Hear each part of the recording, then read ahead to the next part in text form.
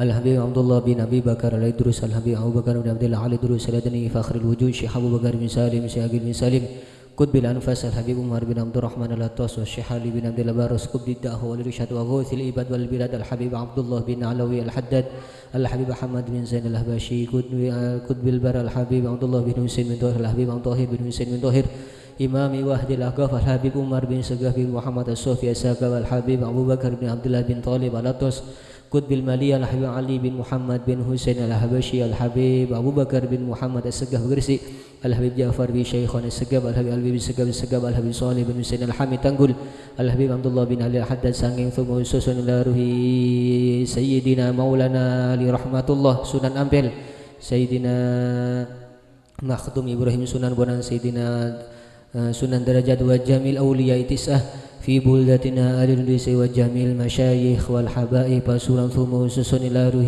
من اجتمعنا هنا بسببه المرحوم المغفور له به مهاجر بن دميري وأصوله وفروئه ومن انتسب إليه والدينا والديكم وأمواتنا وأمواتكم وأموات الحاضرين وأموات المسلمين أجمعين. الفاتحة. أعوذ بالله من الشيطان الرجيم. بسم الله الرحمن الرحيم. الحمد لله رب العالمين الرحمن الرحيم مالك يوم الدين إياك نعبد وإياك نستعين اهدنا الصراط المستقيم صراط الذين أنعمت عليهم غير المغضوب عليهم ولا الضالين. مولاي صل وسلم دائما أبدا على حبيبك خير الخلق كلهم مولا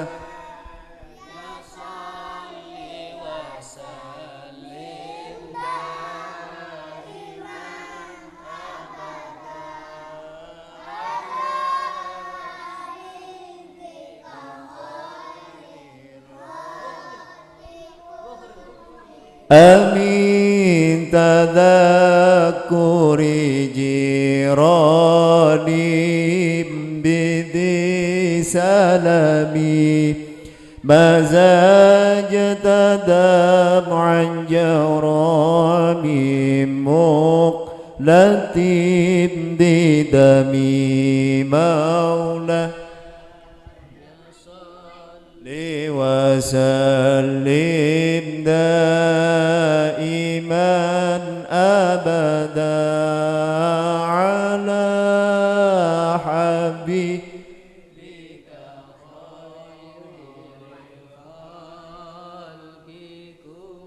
أمبت الريح من تلقاء كاذبة وأومض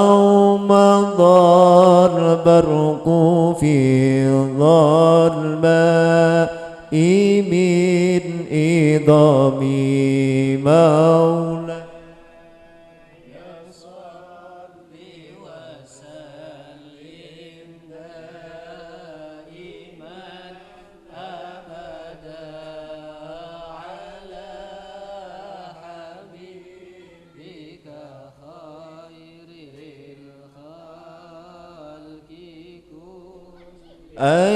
أيحسب صب أن الحب منكتم ما بين منسجم منه ومضطرم مولا يا صل وسلم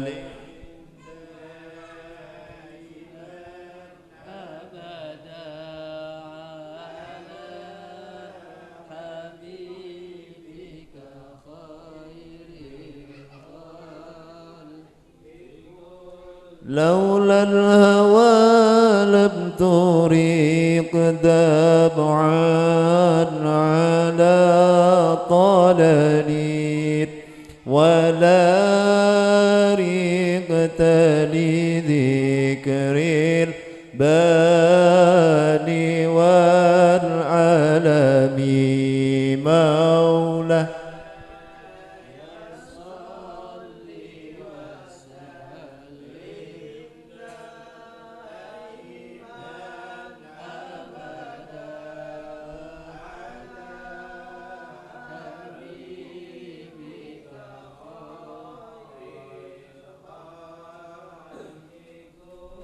فكيف تنكر حبا بعدما شهدت به عليك عدول الدمع والسقم مولاه.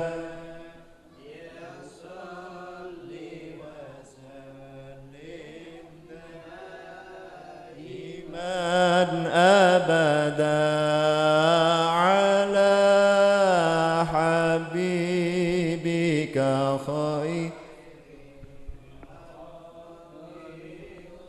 وأثبت الوجد خطي عبرة وضلاب مثل البهار على خديك والعالم مولاه.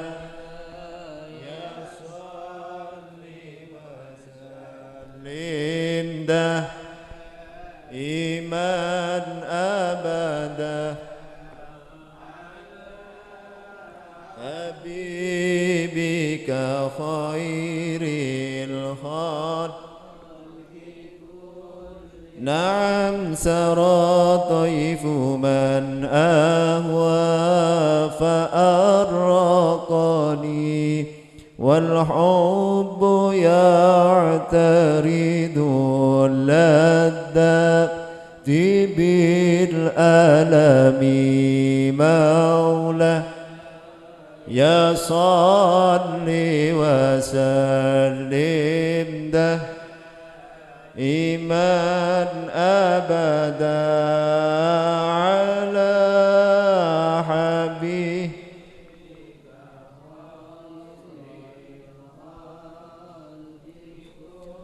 عدتك حالي لا سري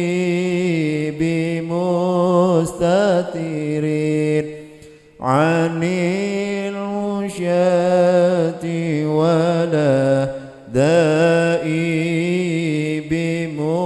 بمنحسم مولاه. يا صل وسلم دائما أبدا على حبيبك خير الخلق كل محمد سيد الكونين والثقلين والفريقين من عرب ومن عجم مولاه. يا صل وسلم دائما أبدا على حبيبك خير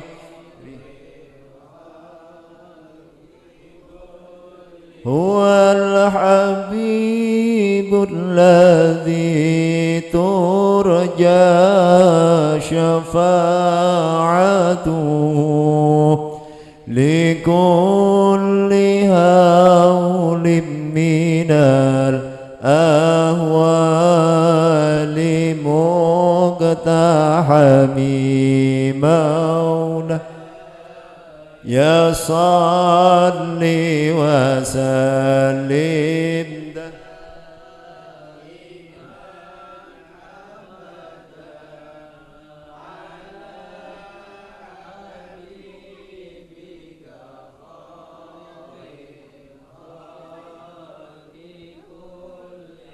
نبينا الأمير الناهي فلا أحد أبر في قول لم يره ولا نعمي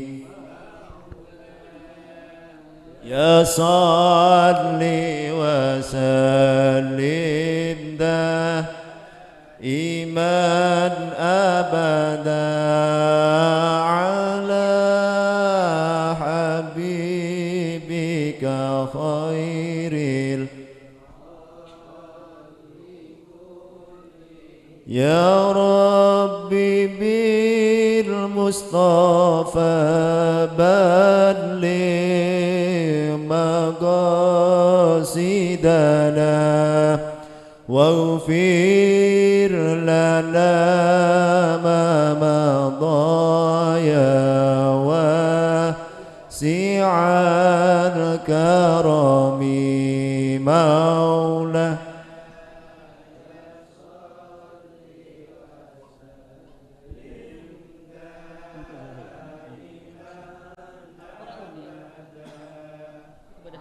على حبيبك خير الخلق كلهم محمد سيد الكونين وثقلين والفريقين من عرب ومن عجم مولى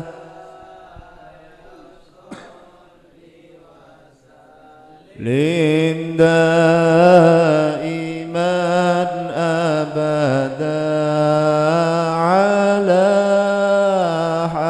حبيبك خير الخلق عدتك حالي لا سري بمستترين عن الوشاة ولا دائي بمنحسم مولى يا صلي وسلم دائما أبدا على حبيبك خير الخلق مولاي صل وسلم دائما أبدا على حبيبك خير الخلق كلهم مولاي صل وسلم دائما أبدا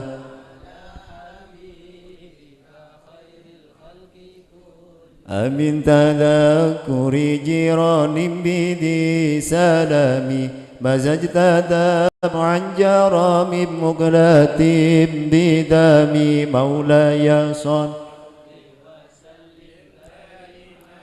أبدا على حبيبك خير الخلق كن أم هبت الريح من تلقاء كاذبة أو مضى البرق في الظلماء من إضام مولاي صل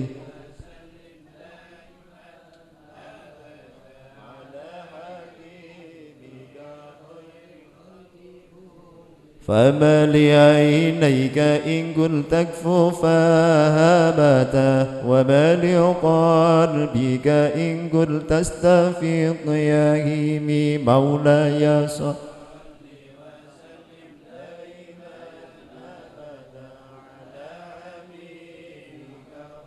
الخلق كن أيسب صب أن الحب منكتم ما بين منسجم منه ومضطرم مولاي صل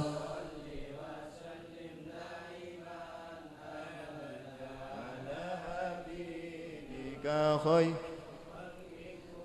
لولا الهوى لم ترك دمعا على طلل ولا أريقت لذكر البني والعالم مولاي صل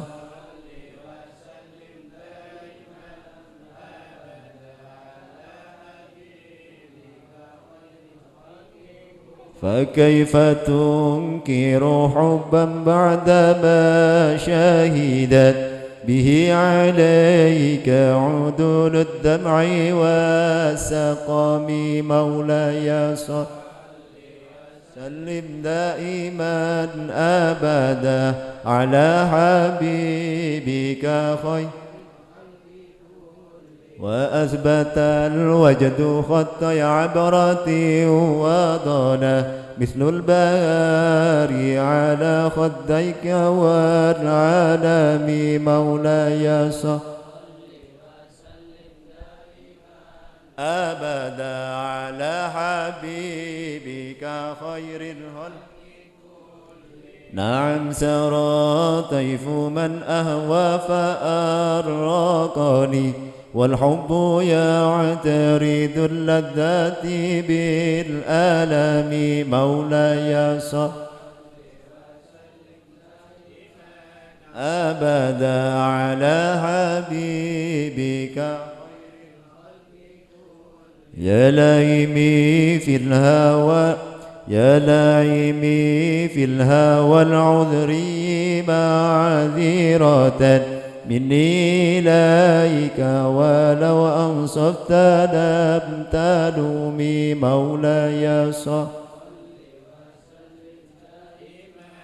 أبدا على حبيبك خير الخلق ما حتني النزح لكن لست أسمعه إن المحب عن الأذل في صمم مولاي صل وسلم أبدا على حبيبك خير إني اتهمت نصيح الشيب في عذلي والشيب أبعد في نسح عني تهامي مولاي صل دائما أبدا على حبيبك خير الخلق إني اتهمت نصيح الشيب في عذلي والشيب أبعد في نسح عني تهامي مولاي صل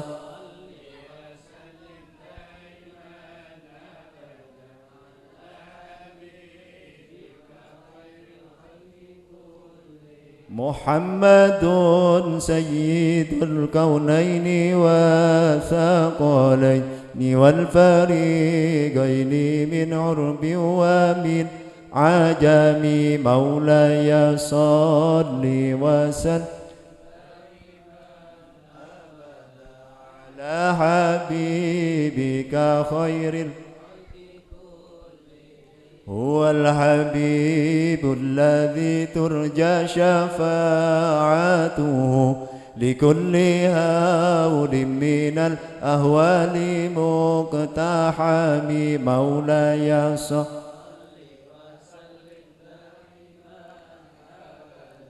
على حبيبك خير يا ربي بالمصطفى بلغ مقاصدنا واغفر لنا ما مضى يا واسع الكرم لا يصح وسلم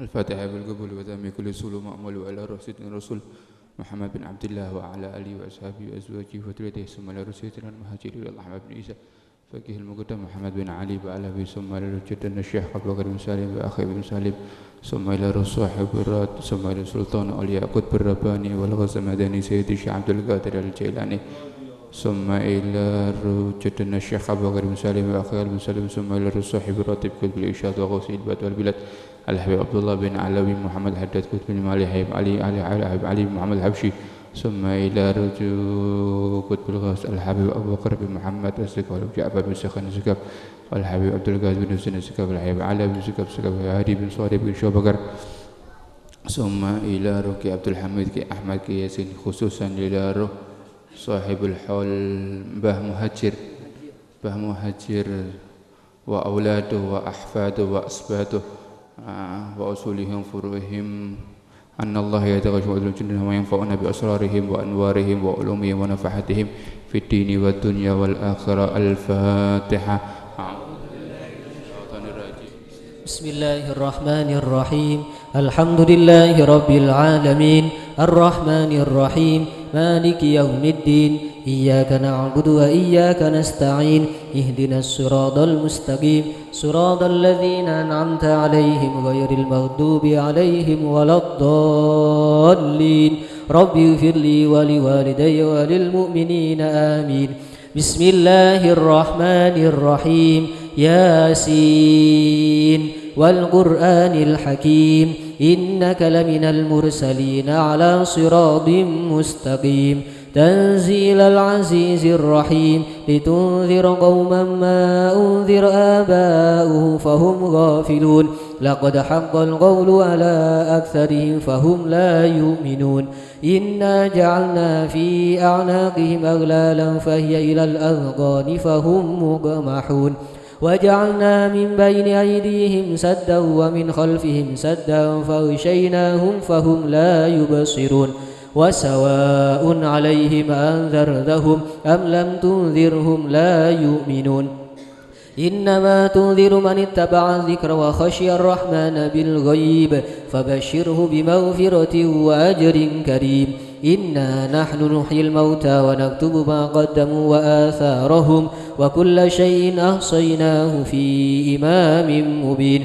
واضرب لهم مثلا أصحاب القرية إذ جاءها المرسلون إذ أرسلنا إليهم 2 فكذبوهما فعززنا بثالث فقالوا إنا إليكم مرسلون قالوا ما أنتم إلا بشر مثلنا وما أنزل الرحمن من شيء إن أنتم إلا تكذبون قالوا ربنا يعلم إنا إليكم لمرسلون وما علينا إلا البلاغ المبين قالوا إنا تطيرنا بكم لئن لم تنتهوا لنرجمنكم وليمسنكم منا عذاب أليم قالوا طائركم معكم وإن ذكرتم بل أنتم قوم مسرفون وجاء من أقصى المدينة رجل يسعى قوم اتبعوا المرسلين اتبعوا من لا يسألكم أجرا وهم مهتدون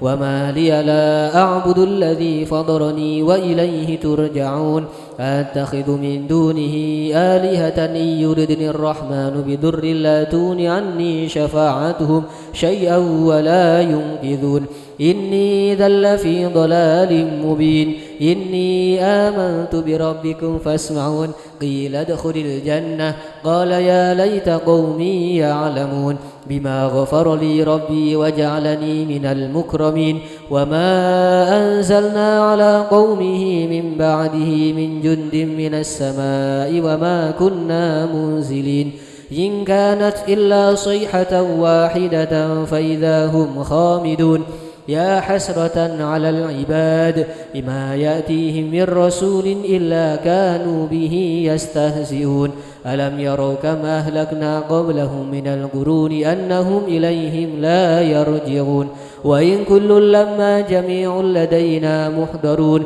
وآية لهم الأرض الميتة أحييناها وأخرجنا منها حبا فمنه يأكلون وجعلنا فيها جنات من نخيل وأعناب وفجرنا فيها من العيون ليأكلوا من ثمره وما عملته أيديهم أفلا يشكرون سبحان الذي خلق الأزواج كلها مما تنبت الأرض ومن أنفسهم ومما لا يعلمون وآية لهم الليل نسلخ منه النهار فإذا هم مظلمون والشمس تجري لمستقر لها ذلك تقدير العزيز العليم والقمر قدرناه منازل حتى عاد كالأرجون القديم لا الشمس ينبغي لها أن تدرك القمر ولا الليل سابق النهر وكل في فلك يسبحون وآية لهم أنا حملنا ذرية في الفلك المشحون وخلقنا لهم من مثله ما يركبون وإن نشأ نورقهم فلا صريخ لهم ولا هم ينقذون إلا رحمة منا ومتاعا إلى حين وإذا قيل لهم اتقوا ما بين أيديكم وما خلفكم لعلكم ترحمون وما تأتيهم من آية من آيات ربهم إلا كانوا عنها معرضين وإذا قيل لهم أنفقوا مما رزقكم الله قال الذين كفروا للذين آمنوا أنطعم من لو يشاء الله أطعمه إن أنتم إلا في ضلال مبين ويقولون متى هذا الوعد إن كنتم صادقين ما ينظرون إلا صيحة واحدة تأخذهم وهم يخصمون فلا يستطيعون توصية ولا إلى أهلهم يرجعون ونفخ في السور فإذا هم من الأجداث إلى ربهم ينسلون قالوا يا ويلنا من بعثنا من مرقدنا هذا ما وعد الرحمن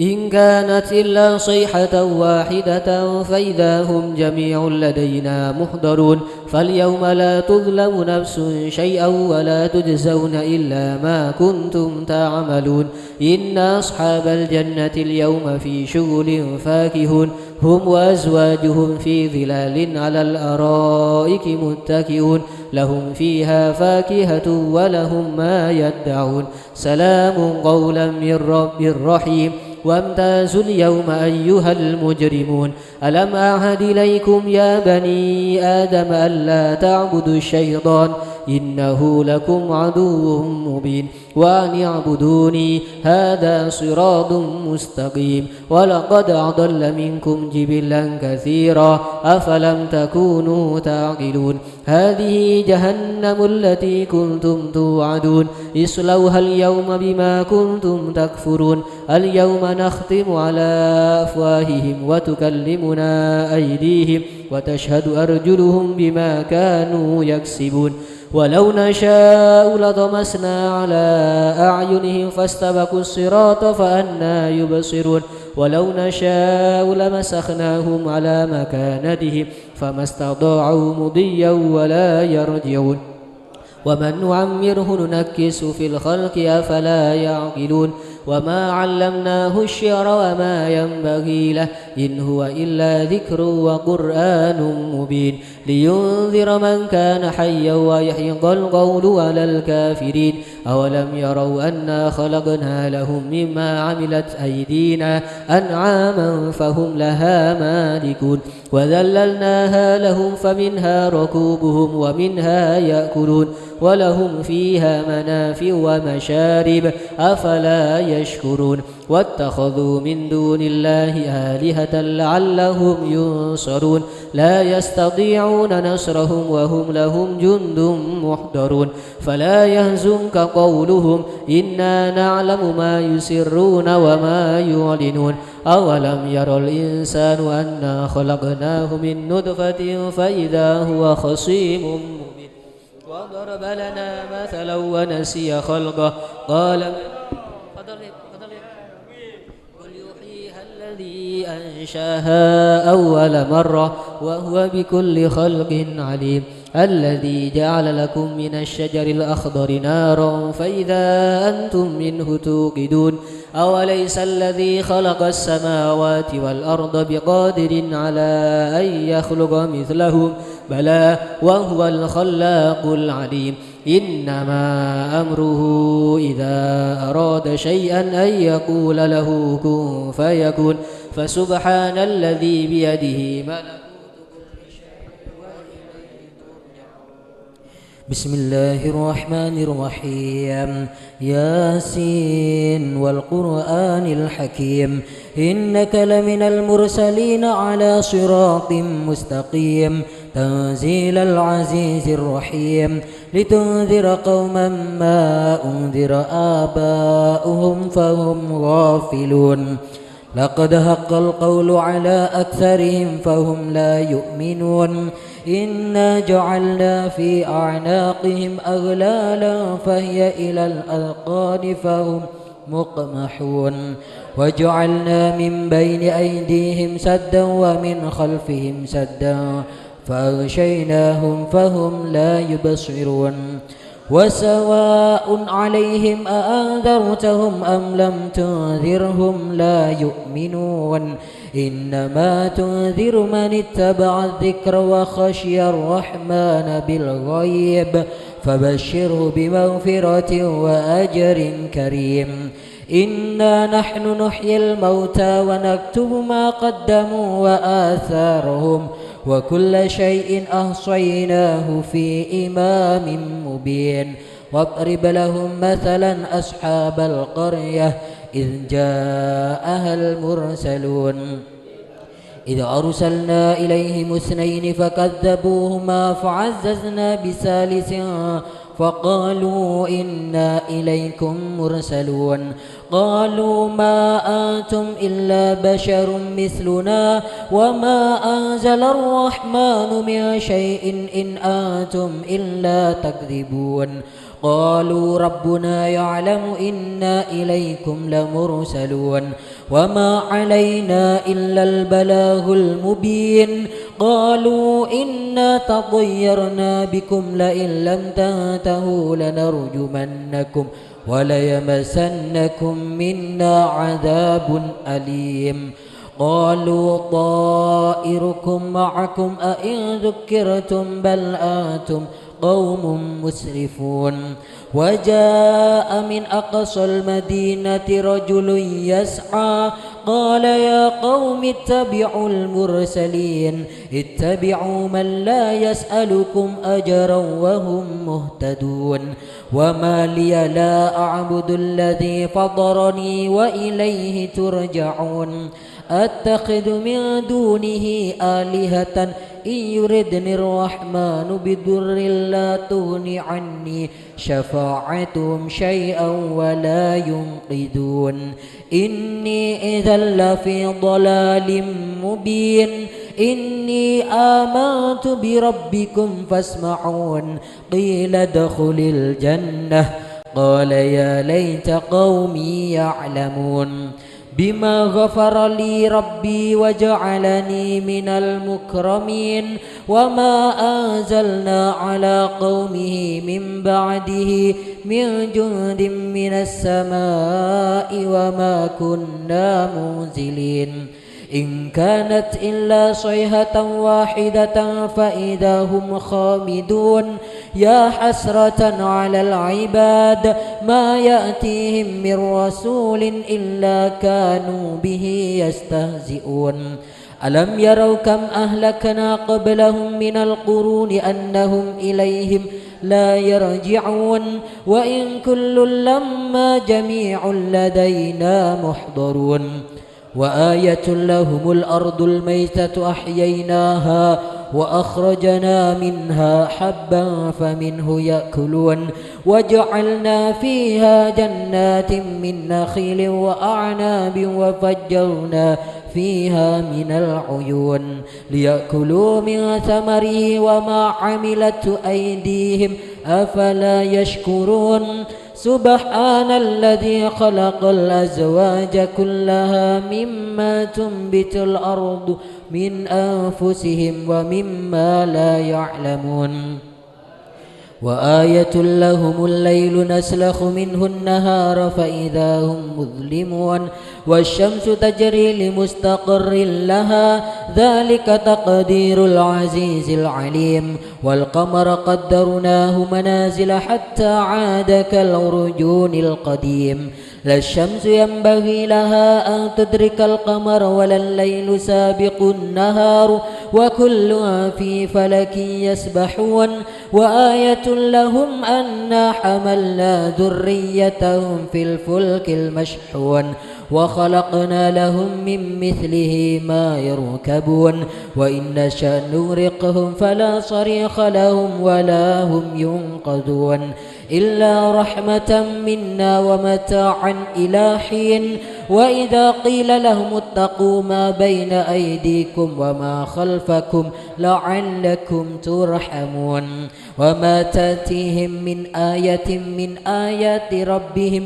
إلا كانوا عنها معرضين وإذا قيل لهم أنفقوا مما رزقكم الله قال الذين كفروا للذين آمنوا أنطعم من لو يشاء الله أطعمه إن أنتم إلا في ضلال مبين ويقولون متى هذا الوعد إن كنتم صادقين ما ينظرون إلا صيحة واحدة تأخذهم وهم يخصمون فلا يستطيعون توصية ولا إلى أهلهم يرجعون ونفخ في الصور فإذا هم من الأجداث إلى ربهم ينسلون قالوا يا ويلنا من بعثنا من مرقدنا هذا ما وعد الرحمن وصدق المرسلون إن كانت إلا صيحة واحدة فإذا هم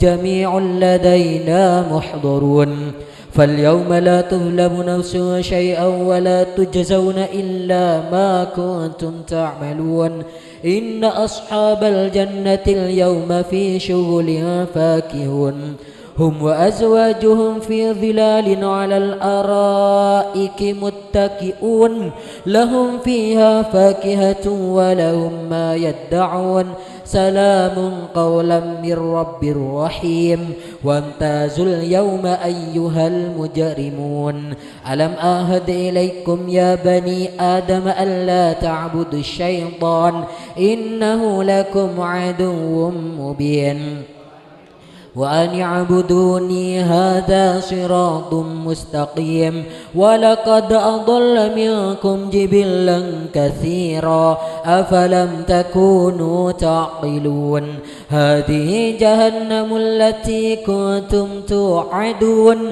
اصلوها اليوم بما كنتم تكفرون اليوم نختم على أفواههم وتكلمنا أيديهم وتشهد أرجلهم بما كانوا يكسبون ولو نشاء لطمسنا على أعينهم فاستبقوا الصراط فأنى يبصرون ولو نشاء لمسخناهم على مكانتهم فما استطاعوا مضيا ولا يرجعون ومن نعمره ننكسه في الخلق أفلا يعقلون وما علمناه الشعر وما ينبغي له إن هو إلا ذكر وقرآن مبين لينذر من كان هيا ويهق القول على الكافرين أولم يروا أنا خلقنا لهم مما عملت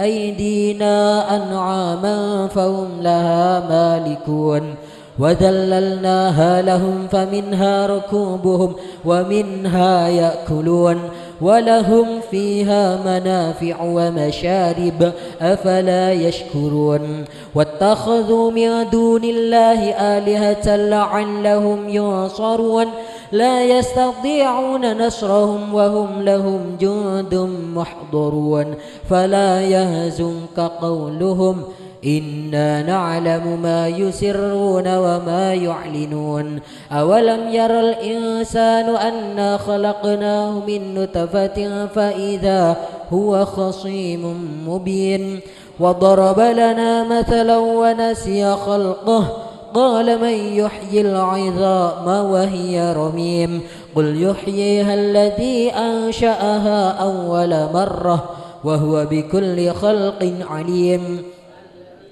الذي جعل لكم من الشجر الأخضر نارا فإذا أنتم منه توقدون أوليس الذي خلق السماوات والأرض بقادر على أن يخلق مثلهم بلى وهو الخلاق العليم إنما أمره إذا أراد شيئا أن يقول له كن فيكون فسبحان الذي بيده ملكوت كل شيء وإليه ترجعون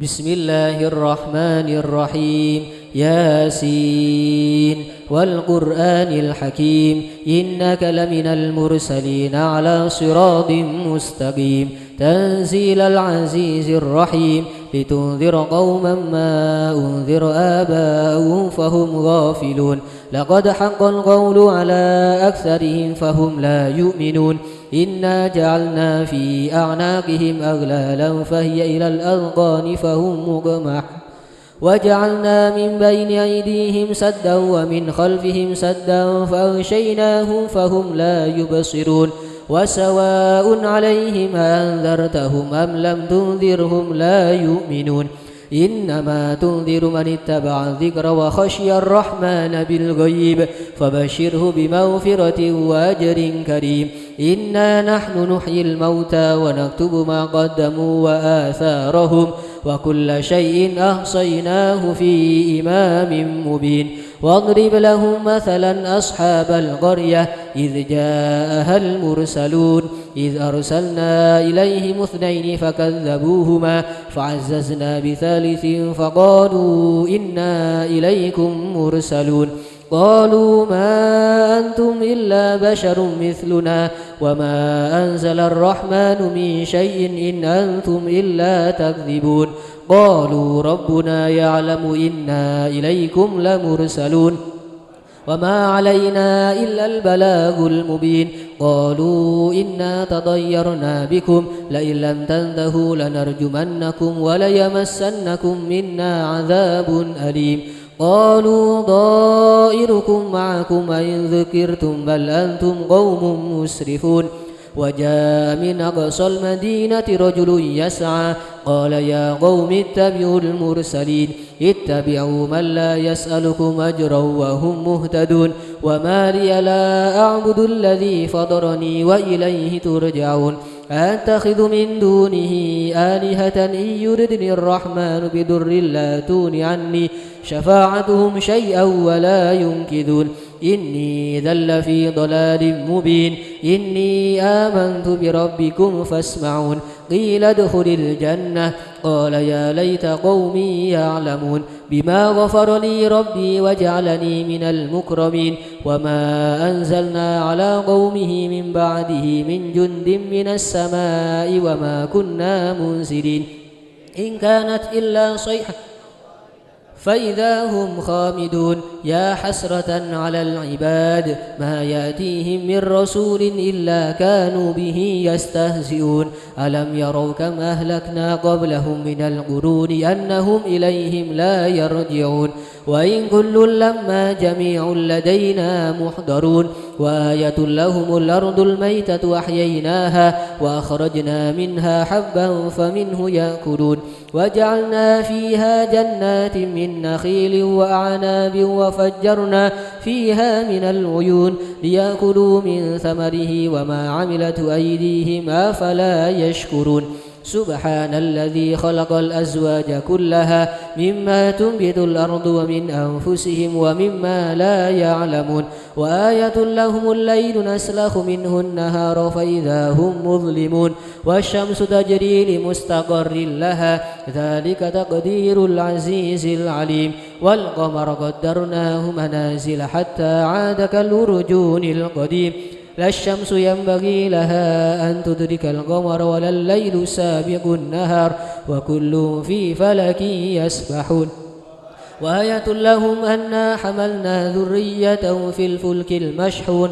وخلقنا لهم من مثله ما يركبون وإن نشأ نورقهم فلا صريخ لهم ولا هم ينقذون إلا رحمة منا ومتاعا إلى حين وإذا قيل لهم اتقوا ما بين أيديكم وما خلفكم لعلكم ترحمون وما تأتيهم من آية من آيات ربهم إلا كانوا عنها معرضين وإذا قيل لهم أنفقوا مما رزقكم الله قال الذين كفروا للذين آمنوا أندعم من لو يشاء الله أطعمه إن أنتم إلا في ضلال مبين ويقولون متى هذا الوعد إن كنتم صادقين ما ينظرون إلا صيحة واحدة تأخذهم وهم يخصمون فلا يستطيعون توصية ولا إلى أهلهم يرجعون ونفخ في السور فإذا هم من الأجداث إلى ربهم ينسلون قالوا يا ويلنا من بعثنا من مرقدنا هذا ما وعد الرحمن إن كانت إلا صيحة واحدة فإذا هم جميع لدينا محضرون فاليوم لا تظلم نفس شيئا ولا تجزون إلا ما كنتم تعملون إن أصحاب الجنة اليوم في شغل فاكهون هم وأزواجهم في ظلال على الأرائك متكئون لهم فيها فاكهة ولهم ما يدعون سلام قولا من رب رحيم وامتازوا اليوم أيها المجرمون ألم أعهد إليكم يا بني آدم ألا تعبدوا الشيطان إنه لكم عدو مبين وأن اعبدوني هذا صراط مستقيم ولقد أضل منكم جبلا كثيرا أفلم تكونوا تعقلون هذه جهنم التي كنتم توعدون اصلوها اليوم بما كنتم تكفرون اليوم نختم على أفواههم وتكلمنا أيديهم وتشهد أرجلهم بما كانوا يكسبون ولو نشاء لطمسنا على أعينهم فاستبقوا الصراط فأنى يبصرون ولو نشاء لمسخناهم على مكانتهم فما استطاعوا مضيا ولا يرجعون ومن نعمره ننكس في الخلق أفلا يعقلون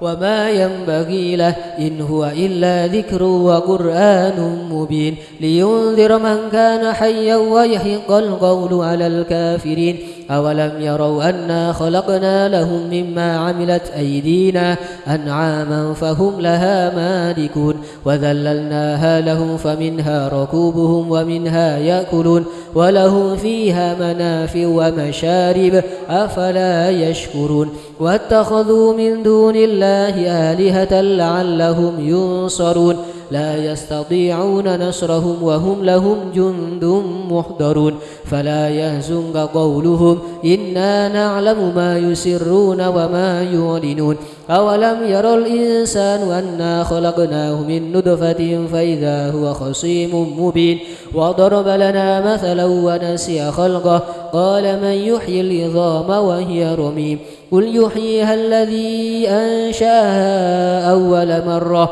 وهو بكل خلق عليم الذي جعل لكم من الشجر الأخضر نارا فإذا أنتم منه توقدون أوليس الذي خلق السماوات والأرض بقادر على أن يخلق مثلهم بلى وهو الخلاق العليم إنما أمره إذا أراد شيئا أن يقول له كن فيكون فسبحان الذي بيده ملكوت كل شيء وإليه ترجع.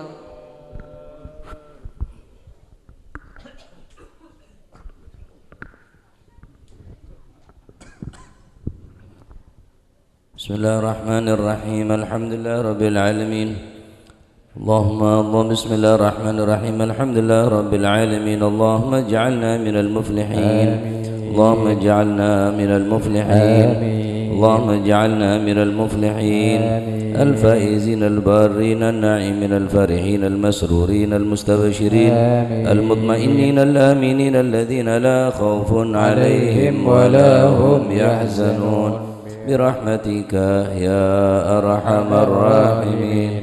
صدق الله مولانا العظيم، صدق الله مولانا العظيم، صدق الله مولانا العظيم، وصدق وبلغ رسوله النبي الوافي الكريم، ونحن على ما قال سيدنا وخالقنا ورازقنا ووارثنا وباعثنا ونصيرنا ومن إليه مصيرنا وولي النعمة علينا من الشاهدين وله من الذاكرين، والحمد لله رب العالمين، والعاقبة للمتقين ولا عدوان إلا على الظالمين.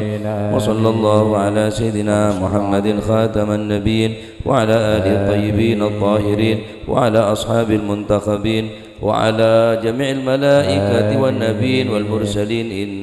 إن ربنا حميد مجيد، كلام قديم لا يمل سماعه، تنزع عن قول وفعل ونية، به أشتفي من كل داء ونوره دليل لقلبي عند جهلي وحيرتي، فيا رب متعني بسر خروفه، ونور به قلبي وسمعي ومقلتي، وهب لي به فتحا وعلما وحكمة، وآنس به يا رب في القبر وحشتي. وصلي وسلم كل يوم وليلة على من به الرحمن يقبل دعوتي، وآل وأصحاب كرام أئمة، بهم يغفر الغفار ذنبي زلتي. يا أكرم من سئل وأوسى من جاد بالعطايا، يا أكرم من سئل وأوسع من جاد بالعطايا، يا أكرم من سئل وأوسع من جاد بالعطايا. طهرنا بكتابك العزيز من دنس الخطايا، وهب لنا صبر الجميل عند خلول الرزايا، وامن علينا بالاستعداد عند حلول المنايا، وعافنا من مكروه ما يقع به محذور البلايا. يا كريم أيدنا اللهم منك يا رب، أيدنا اللهم منك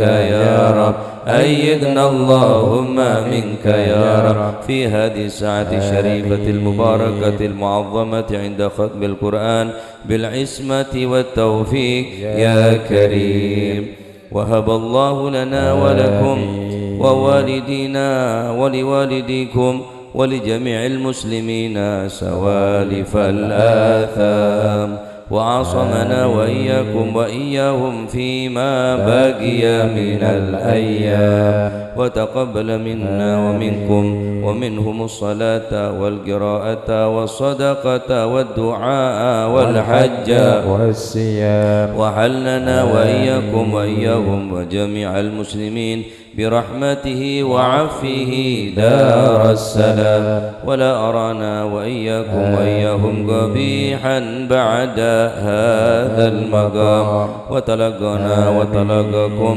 وتلقاهم وتلقى ساداتنا وساداتكم وأمواتنا وأمواتكم وأموات المسلمين بالإتحاف والإجلال والإكرام والإعظام والإنعام. وصلى الله على سيدنا محمد خير الأنام وعلى آله وصحبه خيرة الكرام برة الكرام مصابيح الظلام أفضل التحية والسلام وسلم تسليما كثيرا والحمد لله رب العالمين.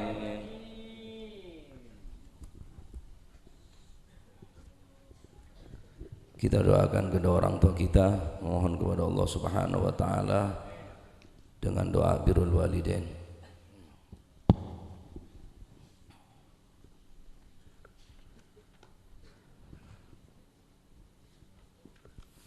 Bismillahirrahmanirrahim. Alhamdulillahi alladhi amarna bishukri alwalidain al-ihsani ilayhima wa hathana ala al-ghtinami birrihima wa istina'il ma'rufi ladayhima wa nadabna ila al-khafdi al-janahi min ar-rahmati lahuma i'zaman wa ikbara wa awsana bit-tarahumi alayhima kama rabbayana sighara. Allahumma farham walidina, Allah اللهم فارحم والدينا اللهم فارحم والدينا واغفر لهم وارض عنهم رضا تحل به عليهم جوامع رضوانك ومواطن عفوك وغفرانك وتحل بهم به كرامتك وأمانك وأدر به عليهم لطائف برك وإحسانك اللهم اغفر لهم مغفرة جامعة تمحو بها سالف أوزارهم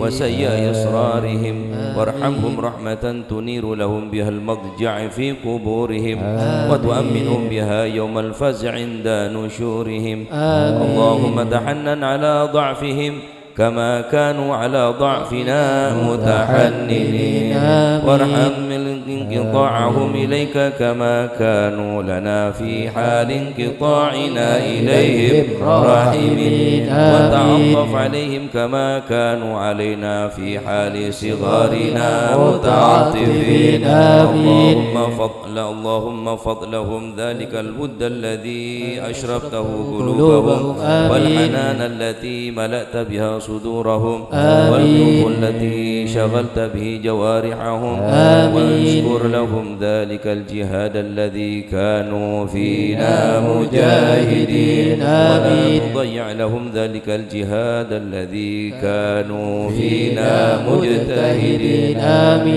وجازهم على ذلك السعي الذي كانوا فينا ساعين والرعي الذي كانوا فينا راعين ما جزيت بالسعادة سعاة المصلحين ورعاة الناصحين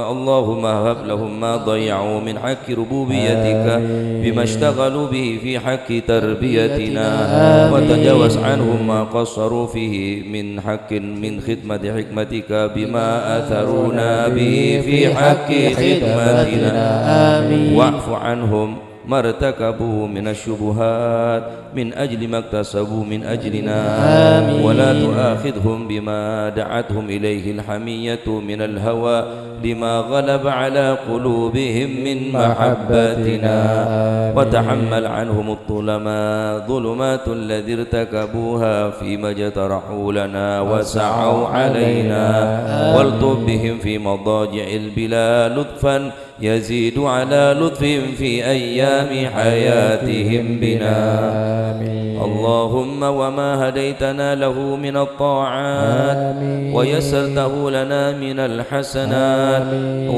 ووفقتنا له من القربات فنسألك اللهم يا الله أن تجعل لهم منها حظا ونصيبا وما اقترفناه من السيئات واكتسبناه من الخطيئات وتحملناه من التبعات ولا تلحقهم منا بذلك عقوبا ولا تحمل عليهم من ذنوبنا ذنوبا اللهم وكما سررتهم بنا في الحياة فسرهم بنا بعد الوفاة اللهم وكما سررتهم بنا في الحياة فسرهم بنا بعد الوفاة اللهم ولا تبلغهم من أخبارنا ما ينوءهم ولا تحمل ما يسوءهم ولا تحملهم من أوزارنا ما ينوءهم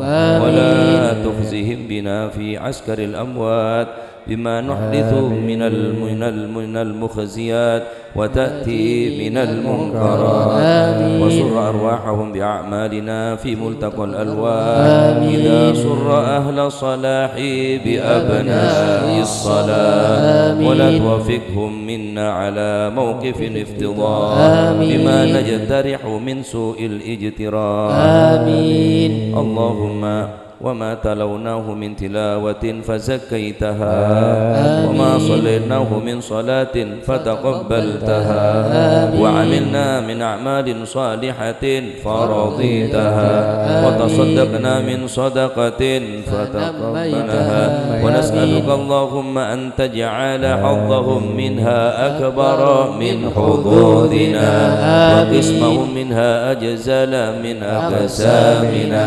وسهمهم من ثوابها أوفر من سهامنا فإنك أوصيتنا ببرهم وندبتنا إلى شكرهم وأنت أولى بالبر من البارين وحق بالوصل من المأمورين آمين. اللهم اجعلنا لهم قرة أعين يوم يقوم الأشهاد آمين. اللهم اجعلنا لهم قرة أعين يوم يقوم الأشهاد آمين. اللهم اجعلنا لهم قرة أعين يوم يقوم الأشهاد آمين. وأسمعهم منا أطيب النداء يوم التناد آمين. واجعلهم بنا من أعظبة الآباء بالأولاد آمين. حتى تجمعنا وإياهم والمسلمين جميعا في دار كرامتك ومستقر رحمتك ومحل أوليائك مع الذين أنعمت عليهم من النبيين والصديقين والشهداء والصالحين وحسن أولئك رفيقا ذلك الفضل من الله وكفى بالله عليما. وصلى الله على سيدنا محمد وعلى آله وسلم والحمد لله رب العالمين.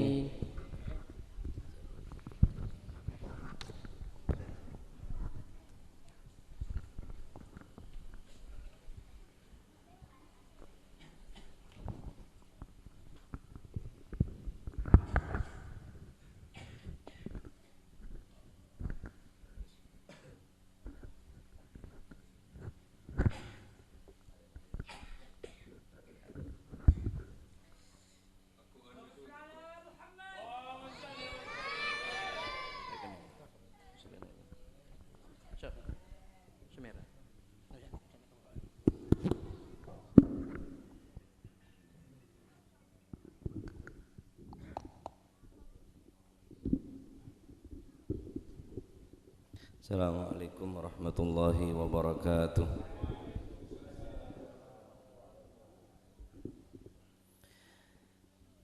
Bismillahirrahmanirrahim. Alhamdulillahilladzi hadana lihadza wa ma kunna linahtadiya laula an hadana Allah.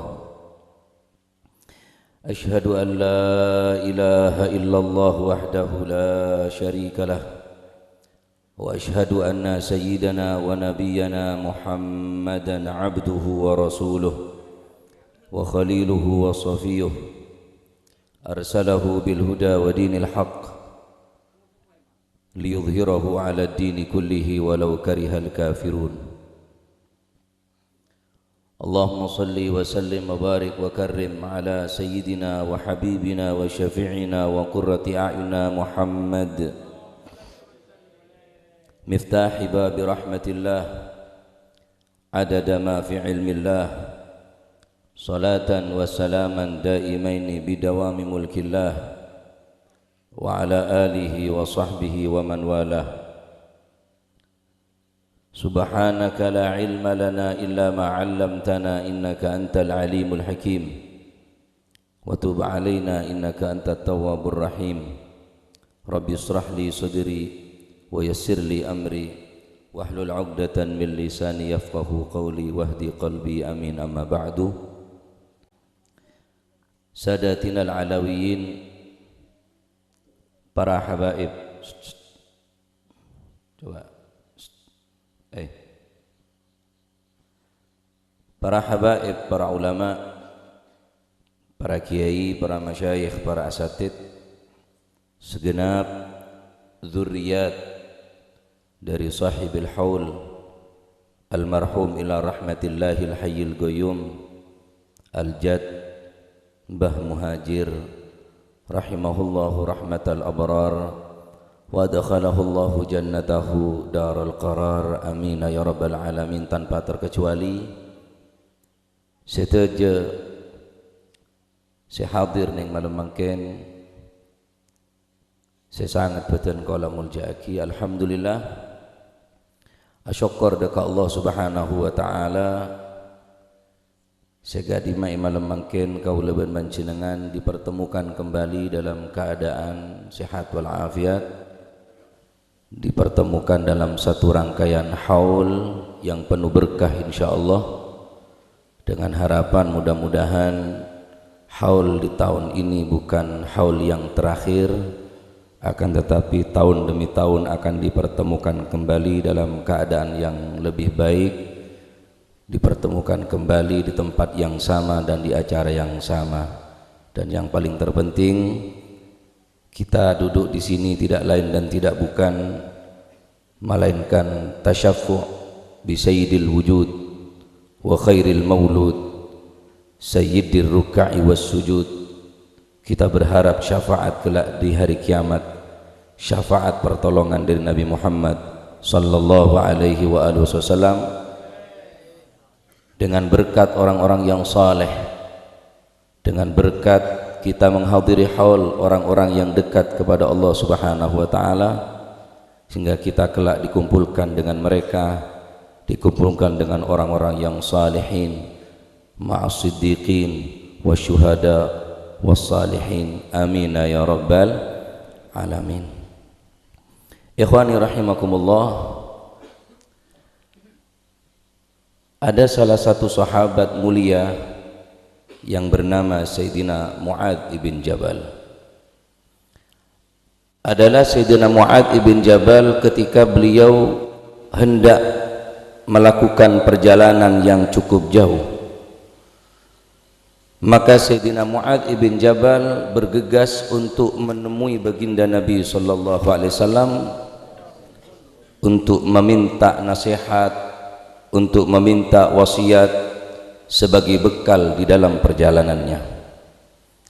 Hadirin yang dimuliakan oleh Allah Subhanahu wa taala, manusia dalam hakikatnya satu dalam kesamaan, yaitu tujuannya kita hidup di atas dunia adalah sama halnya dengan orang yang menempuh perjalanan yang cukup jauh, yaitu persawanan kita, pertemuan kita kepada Allah Subhanahu wa taala. Hadirin yang dirahmati oleh Allah Subhanahu wa taala, nasihat atau wasiat Nabi sallallahu alaihi wasallam yang akan diberikan kepada Sayyidina Mu'adz bin Jabal merupakan satu bekal untuk perjalanan, akan tetapi hakikatnya nasihat ataupun wasiat ini sebagai bekal kita untuk mengarungi kehidupan di atas dunia yang sangat panjang untuk menuju ke alam akhirat. Sayyidina Mu'adz ibn Jabal mengatakan kepada Rasulullah, "Ya Rasulullah, ausini." Sahabat Mu'adz ibn Jabal meminta wasiat ketika beliau akan melakukan perjalanan yang jauh. Arada Mu'adz bin Jabal safaran tawilan fa'atan Nabiy sallallahu alaihi wasallam. Sahabat Mu'adz bin Jabal ingin melaksanakan perjalanan yang jauh, kemudian sahabat Mu'adz bin Jabal meminta bekal, nasihat, wasiat untuk selama perjalanan. Ausini ya Rasulullah, berikanlah wasiat aku ya Rasulullah, karena aku akan melakukan perjalanan yang jauh. Maka Nabi sallallahu alaihi wa alihi wasallam bersabda, "Ya Mu'adz, u'budillaha wa la tusyrik bihi syai'a."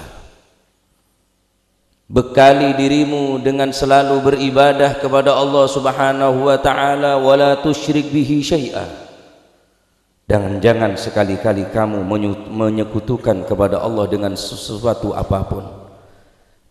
Nyembah ke Gusti Allah, ibadah dekat Gusti Allah, selama perjalanan cek sampai lopah dekat ibadah. Wala tusyrik bihi syai'a, bencek sampai sekali-kali menduakan Allah, mensyirikkan Allah dengan sesuatu apapun, pakuat imanah. Hadirin yang dirahmati oleh Allah Subhanahu wa taala, wasiat nikah untuk Sayyidina Mu'adz bin Jabal si melakukan perjalanan yang atas dunia sebisa ditempuh dengan jarak mungkin seminggu atau 2 minggu, sebulan atau 2 bulan. Sayyidina Mu'adz ibn Jabal jika sudah melakukan perjalanan tentunya akan kembali ke rumah, akan kembali ke tanah air. Bagaimana kiranya perjalanan kita yang sangat jauh yang akan kita tempuh, bukan hanya 1 tahun 2 tahun, bukan hanya 10.000 1 juta, tapi selama-lamanya perjalanan ini sampai ke akhirat.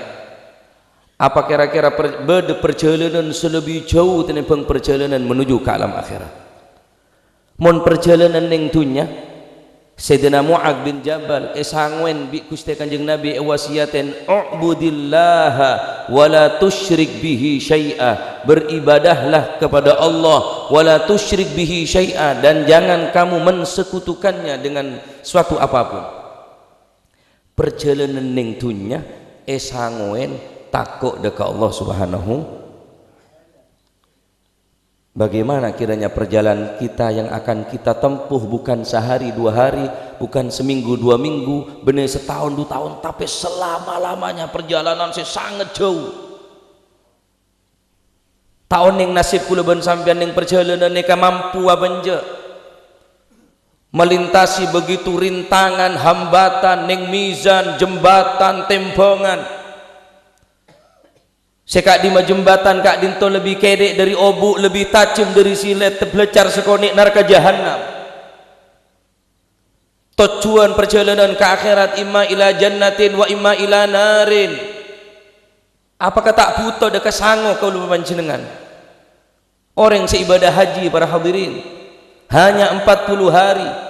Bagaimana mereka mempersiapkan diri, membawa obat-obatan, membawa perlengkapan, membawa makanan secukupnya, hanya untuk 40 hari. Yang mana 40 hari orang yang melakukan ibadah haji diperintahkan oleh Allah Subhanahu wa taala, wa tazawwadu fa inna khairaz zadi at-taqwa. Berbekallah kalian melaksanakan ibadah haji, fa inna khairaz zadi taqwa, sesungguhnya sebaik-baik bekal adalah ketakwaan kita kepada Allah Subhanahu wa taala. Tazawwad lilladzi la budda minhu fa innal mauta miqatul ibadi. Atardu an takuna rafiqa qaumin lahum zadun wa anta bighairi zadi. Hendaklah kamu mencari bekal, nyari sangoh lilladzi la budda minhu, untuk satu perjalanan yang tidak mungkin kita akan menolak perjalanan tersebut. Perjalanan yang sangat mengkhawatirkan, perjalanan yang sangat menggentingkan, perjalanan antara swarga dan neraka. Kem sango kaulun panjenengan sekebe ke alam akhirat. Sango apa kira-kira menuju ke alam akhirat? Perjalanan sangat jauh. Sedangkan Sayyidina Mu'ad bin Jabal perjalanan ning dunya sebisa tempuh hanya beberapa hari. Esangwen ben Gusti Kanjeng Nabi, u'budillaha wa la tusyrik bihi syai'a. Dikatakan oleh ulama, man lam ya'budillaha faulaika fahuwa min ulaika alladhina la yadruna limadza khuliqu.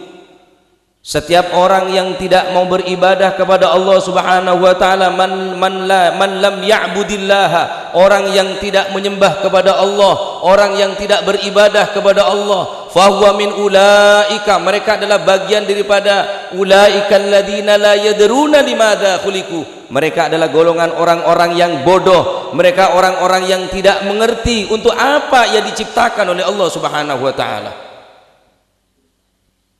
Tentunya Allah menciptakan manusia bukan untuk mainan. Allah menciptakan manusia bukan untuk kemaksiatan. Allah menciptakan manusia bukan untuk dilupakan. Wa ma khalaqtul jinna wal insa illa liya'budun ma uridu minhum min rizqin wa ma uridu ayut'imun. Tidaklah aku, kata Allah, menciptakan golongan manusia, golongan jin dan manusia illa liya'budun, hanya untuk beribadah. Supaya kun panjenengan ibadah dekat Allah Subhanahu wa taala, semakin orang banyak ibadah berarti semakin banyak sangona, semakin banyak bekalah, semakin orang kelak banyak ibadah, semakin orang kelak ngerteh untuk apa ciptakan dengan atas dunia, tentu untuk ibadah dekat Allah Subhanahu wa taala.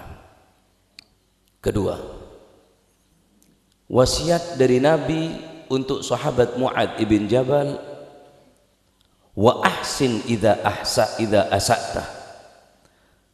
Wahai Mu'ad, jika engkau berbuat kejelekan, jika engkau melakukan kekejian, maka hendaklah kamu mengikutinya dengan perbuatan yang baik.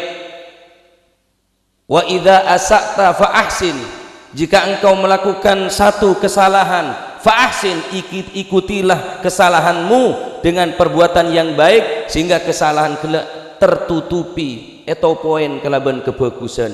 Wa atbi'is sayyi'atal hasanata tamhuha, torok bunte amal secuba kelaban kebagusan, maka kebagusan kelak bekal atau poin tining Allah Subhanahu wa taala.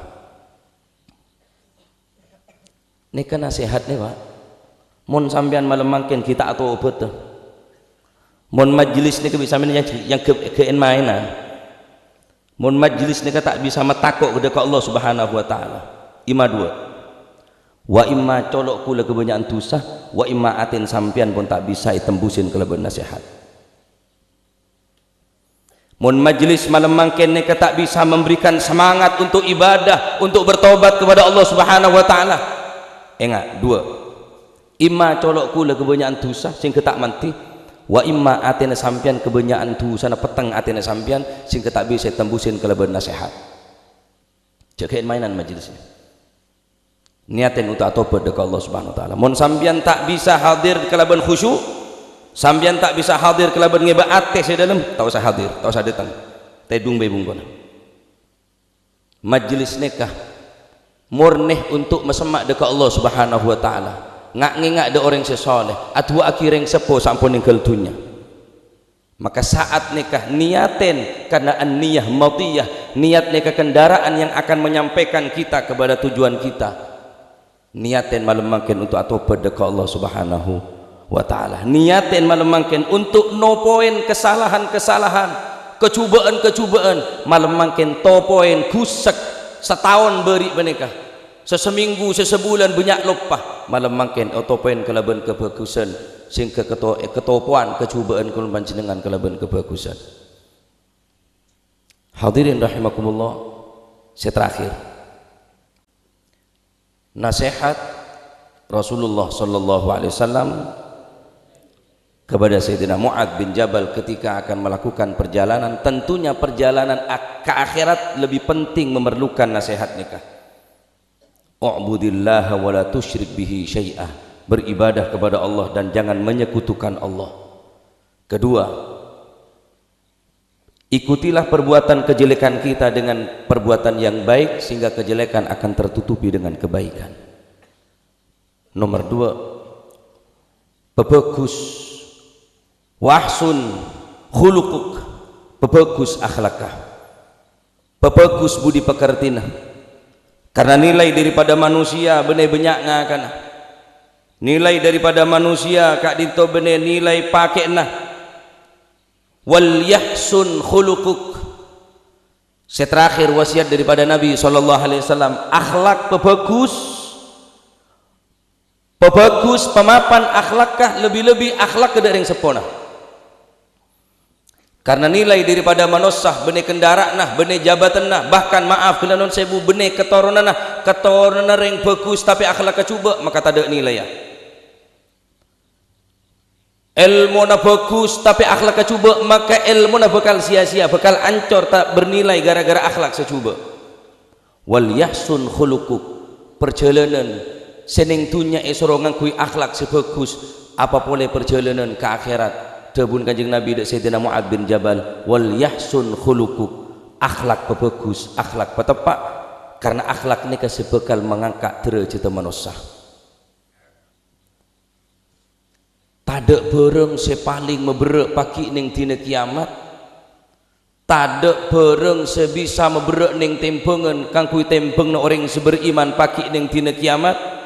Ma min syai'in athqal min mizani ma min syai'in athqalu min mizanil mu'min yaumal qiyamah min khuluqin hasan.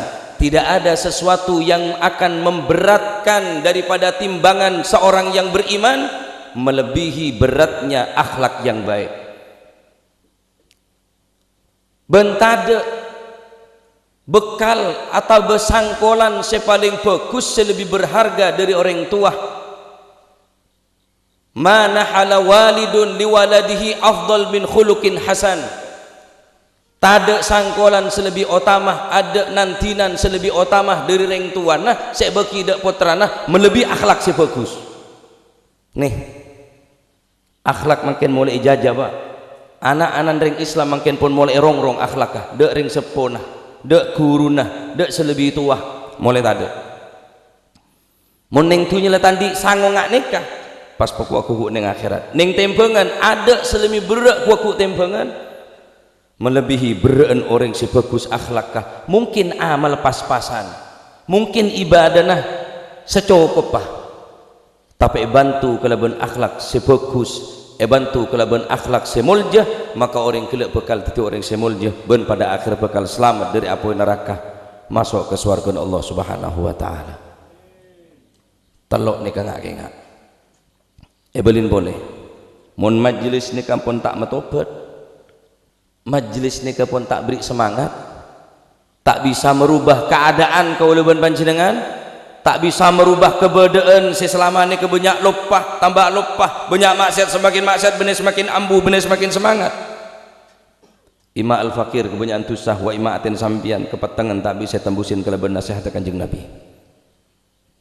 Mantarmu ke titik ilmu semanfaat, mantarmu ke perjalanan ning dunia nikah mungkin tak abit pole ku lebih sampian seumur seket lemak sebitek lemak sekejap perjalanan bakal ngale ke alam kubur, ya le pole ke alam barzah, dari alam barzah ya le pole ke alam akhirat, terus ele perjalanan ki jauh pak, perjalanan masih panjang, membutuhkan bekal, memerlukan sango secukupah.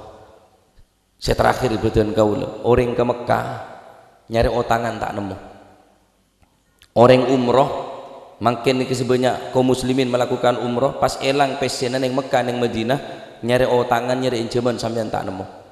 Jawabnya pada butona pada parlona seporan sebanyak lamun abantu sekone oh can odik bi pas peku aku ning alam akhirat bekalin dari mangken nyari sanguh dari mangken. Sangun apa? Ibadah dekat Allah Subhanahu wa taala. Kecubaan topoin kelaban kebagusan akhlak secuba, oba kelaban akhlak sebagus, anak-anak didik kelaban akhlak sesae, maka insyaallah kaul panjenengan bakal dadi orang sesae dunya ngantos ke alam akhirat. Perjalanan ni kemantermu ke perjalanan ning dunya sebekal ajalan ke alam akhirat itu diyakina paringa itu diyakina perjalanan saya selamat dari gangguan, selamat depak ke tujuan kita itu surga Allah Subhanahu wa taala. Amin ya rabbal alamin. Lebat majlis semul jeka dintoh atu dekat Allah Subhanahu wa taala mentermu ke para guru, para masyayikh, para habaib, para ulama, para kiai, mentermu ke paringna kesatuan tining Gusti Allah, paringin bersatu bisa kompak untuk mimpin kaulaban panjenengan setaja para masyayikh, para guru, paring lanjang umur sehat walafiat bisa nonton kaulaban panjenengan dunya akhirat. Amin ya rabbal alamin. Mbah Muhajir malam makin ngaoning intung situ ngoreng seketeh dekat beliau, maka insyaallah pagi kul panjenengan iya pesantrenah ban olia pertolongan olia barokana reng sepol setada umur baik laki atau bebine matur muka seteja yang kak terceteh pecemper kubur tetiakin raudhatun min riyadil jannah reng sepol seki bada umurah malar manter tetiakin parina umur si barokah sehat walafiat. Amin ya rabbal alamin. Anak-anak kaulaban panjenengan laki ban bini seteja matur muka tetiakin anak-anak sesalihin salihat muti'in muti'at qurratu ain li sayyidil bariyat. Amin ya rabbal alamin. Wa sallallahu ala sayyidina Muhammad walhamdulillahi rabbil alamin. Afdalu dzikri fa'lamannahu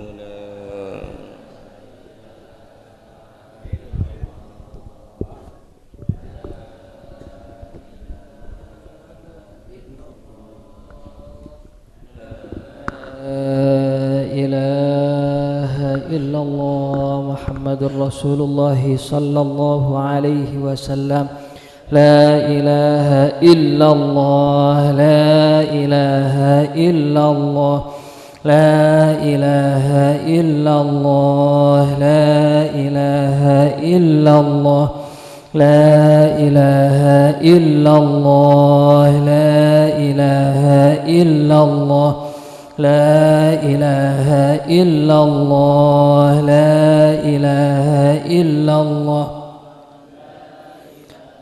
إلا الله لا إله إلا الله لا إله إلا الله لا إله إلا الله لا إله إلا الله لا إله إلا الله لا إله إلا الله لا إله إلا الله لا إله إلا الله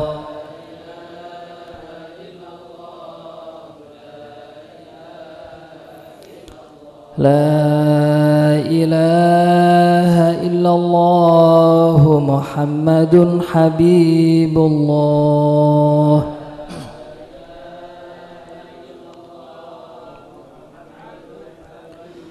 لا إله إلا الله محمد رسول الله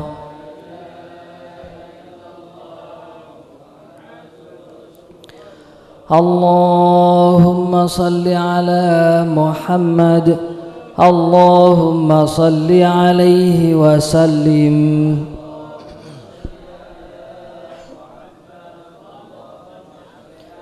اللهم صل على محمد يا رب صل عليه وسلم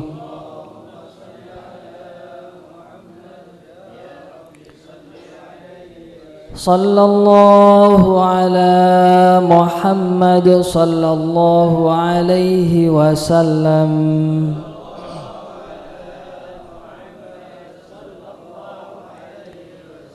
سبحان الله وبحمده سبحان الله العظيم سبحان الله وبحمده سبحان الله سبحان الله وبحمده سبحان الله صلوا على النبي صلى الله على محمد صلى الله على محمد صلى الله على محمد صلى الله على محمد صلى الله على محمد صلى الله على محمد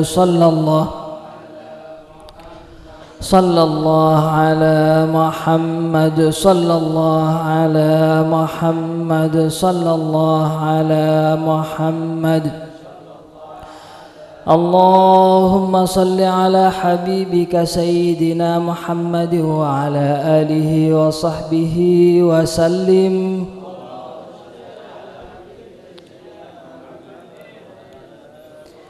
اللهم صل على حبيبك سيدنا محمد وعلى آله وصحبه وبارك وسلم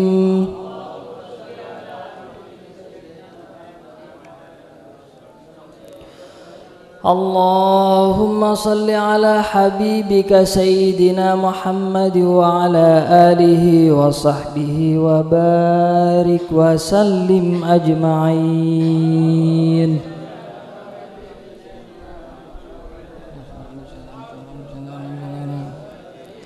الفاتحة.